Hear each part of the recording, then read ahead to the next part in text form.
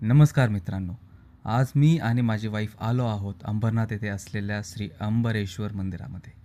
साधारण 1000 वर्षापूर्वी शिलाहार राजवटीत या मंदिराची उभारणी झाली.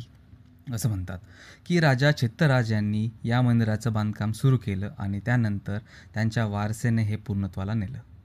या मंदिराचं वैशिष्ट्य म्हणजे हे मंदिर हेमाडपंथी शैलीत दगड कोरून बांधलेलं आहे. इथल्या शिल्पकलेत देवदेवतांचे अप्रतिम कोरीव काम दिसतं. पण अजूनही एक रहस्य आहे. मंदिराचं शिखर कधीच पूर्ण झालं नाही. त्यामुळे हे मंदिर आजही अधुरं सौंदर्य म्हणून ओळखलं जातं. गर्भगृहात जायला तुम्हाला काही पायऱ्या खाली उतरावं लागतं आणि त्या क्षणी जणू काळाच्या मागे गेल्यासारखे वाटतं. शांतता, गूढता आणि ओम नमः शिवाय या मंत्राचा निनाद सगळं वातावरण मनाला अगदीच भक्तिमय करून टाकतं.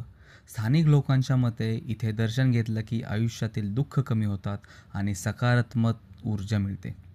मित्रांनो, जर कधी अंबरनाथला आलात तर नक्कीच या ऐतिहासिक आणि आध्यात्मिक ठिकाणी भेट द्या.